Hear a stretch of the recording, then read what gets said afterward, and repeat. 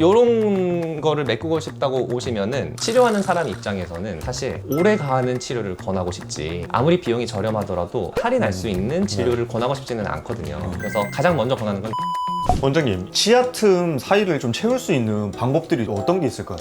크게는 세 가지입니다. 첫 번째는 레진, 치아 표면에 직접 재료를 붙여가지고 틈을 메우는 방법이 첫 번째. 그다음에 두 번째는 라미네이트. 라미네이트는 쉽게 말하면 네일이랑 똑같아요. 손톱에다가 뭔가 이렇게 판을 이렇게 딱 붙이잖아요.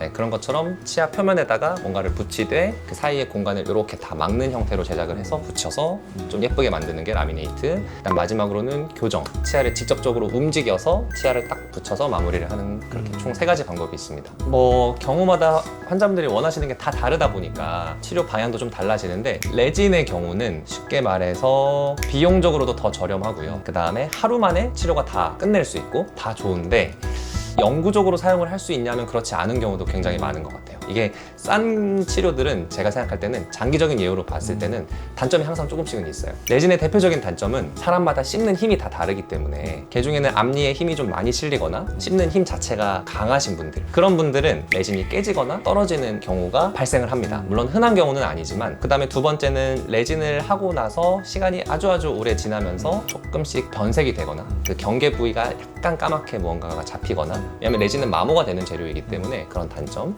정도가 이제 대표적인 레진의 장단점이 될 것 같고, 라미네이트는, 요새 라미네이트가 굉장히 많이 좀 핫하잖아요. 라미네이트는 오히려 장기적인 예우는 훨씬 나은 편이에요. 왜냐면은 레진의 경우에는 치아 옆구리면에 이렇게만 붙이는 건데, 라미네이트는 치아 전체적으로 앞에다가 훨씬 더 단단하게 붙일 수 있거든요. 한 번 단단하게 붙이고 마무리가 잘 됐다, 거의 깨지거나 뭐 부러지거나 이런 건 걱정을 안 하셔도 될 정도로 요새는 접착 기술이나 라미네이트 재료의 물성이나 이런 게 다 많이 좋아졌기 때문에, 또 이제 레진에 아까 변색이 될 수 있다고 말씀을 드렸잖아요. 근데 라미네이트는 아까 네일 말씀드린 것처럼 그거랑 똑같이 전체적으로 예쁘게 그냥 딱 붙여놓고 사는 거기 때문에 여기 앞니가 좀 안 예뻐졌네 라는 느낌이 들기는 굉장히 어렵다. 그리고 치아 자체의 톤이 좀 어두우신 분들은 라미네이트 하고 나면은 확 밝게 될 수 있으니까, 요새는 또 자연스러운 거보다 쨍한 거 좋아하세요. 쨍한 하얀색. 그 다음 마지막 교정. 교정의 가장 큰 단점, 시간이 오래 걸린다. 뭐 경우에 따라서 차이는 있지만 최소한 한 6개월 정도는 보셔야 돼요. 만약에 앞니만 이렇게 붙여놨으면은 앞니끼리 잘 모였어요. 예쁘게 모였어요. 그 뜻은 뭐예요? 어금니 쪽에는 공간이 생긴 거예요. 그러면 그대로 내버려 두면 안 되잖아요. 네. 그럼 결국에는 앞니만 교정을 하려고 해도 어금니까지 다 밀어서 교정을 하게 되는 경우가 많고, 아니면 앞니만 이렇게 몰아놓은 상태에서 뒤쪽에는 뭐 레진을 떼우거나 혹은 뭐 라미네이트를 해서 만나는 부분을 붙여놓거나 크라운을 씌워가지고 그 사이를 메꾸거나 하는 방법으로 마무리를 하게 되는 경우도 많이 있습니다. 조금씩 장단점이 다 있어요. 네. 원장님, 근데 이런 틈이 생기는 그 근본적인 원인은 뭔가요? 근본적인 원인은 케이스에 따라서 조금 다른데, 예를 들어서 여기 보시면요. 네. 얼핏 보기에는 치아가 벌어져 있고 틈이 있다고 느끼시지만 위쪽을 보면은 치아 사이사이는 다 붙어 있어요. 이런 경우는 치아 사이가 실제로 벌어진 것이 아니고 사이에 원래 차 있어야 될 잇몸이 녹아서 내려간 거예요. 잇몸이 녹아서 내려가는 거는 원인이 아주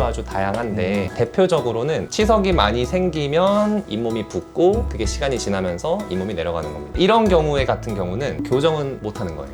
네, 왜냐면 지금 이미 치아가 붙어 있잖아요. 이럴 때는 레진이든 라미네이트든 두 가지 중에서만 하실 수 있어요. 그런데 예를 들어서 사람마다 치아 모양이나 양상이 다 다른데, 턱이 굉장히 크신데 치아 크기가 좀 작은 분들이 있어요. 치아가 다 배열이 됐을 때 오밀조밀 배열이 되는 것이 아니라 그냥 듬성듬성하게 배열이 되는 분들, 그런 분들은 교정을 먼저 생각하시는 게 좋죠. 진짜 다양한 케이스가 있는 거죠. 네, 맞습니다. 그래서 이런 거를 메꾸고 싶다고 오시면은 치료하는 사람 입장에서는 사실 오래가는 치료를 권하고 싶지, 아무리 비용이 저렴하더라도 꽉 씹으면 깨지거나 쓰면서 뭐 변색이 되거나 할인할 수 있는 진료를 권하고 싶지는 않거든요. 그래서 가장 먼저 권하는 건 라미네이트입니다. 원장님, 근데 라미네이트가 사실 그 치아 삭제하는 것 때문에 얘기가 많잖아요. 네. 만약 이 케이스면 치아 삭제 안 하고도 가능한가요?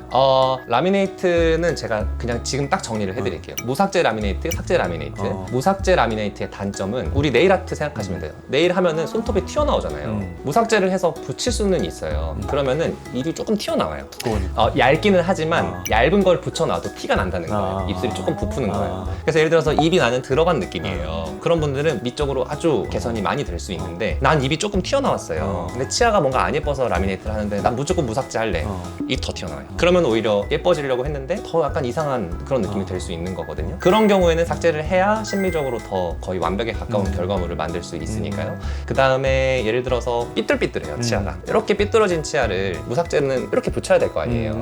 그러면 여기가 되게 두꺼워진단 말이에요. 그럴 때는 튀어나온 부분 있잖아요. 이 부분을 조금 다듬어가지고 붙여야지 심리적으로 좋은 결과가 나오는 경우가 많죠. 당연히 삭제 안 할 수 있으면 안 하는 게 저도 당연히 좋다고는 생각을 하는데 저울질을 좀 해봐야 된다는 거예요. 그런 부분들을 치과에서 잘 설명하지 않는 경우가 좀 많은 것 같아요. 원장님 근데 뭔가 제가 가면 그 무삭제를 하고 싶은데 이걸 했을 때 입이 어느 정도 튀어나오는지를 좀 정확히 알고 들어가고 싶거든요. 그쵸. 그거를 알기가 환자분들은 사실 어렵고 사실 전문가인 저희가 봤을 때도 어느 정도의 느낌은 있지만 환자마다 입술의 두께나 이런 게 다 다르잖아요. 네. 그래서 대략적으로 보는 거예요. 예를 들어서 교정할 때 찍는 셉 사진을 찍는다던가 그러면 입술이 코나 턱 끝에 비해서 얼마나 튀어나오고 들어가고를 저희가 알 수 있거든요. 네. 비교적 튀어나온 분들이에요. 그런 분들한테 모삭제를 권하면 안 되는 겁니다.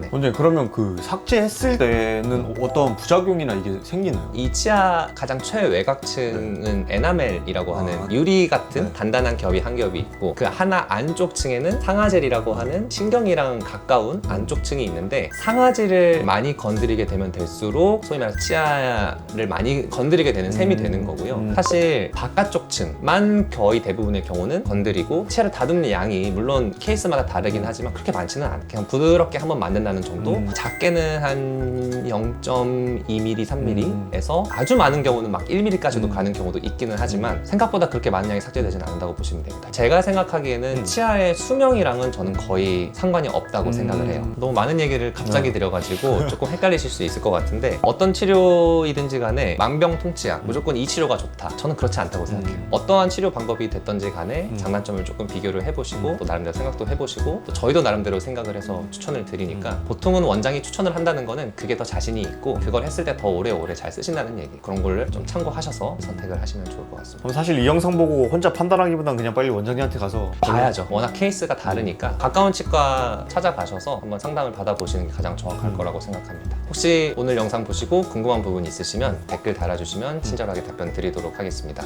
구독, 좋아요, 알림 설정 꼭 잊지 마시고요. 지금까지 건치학개론 장원 원장이었습니다. 감사합니다.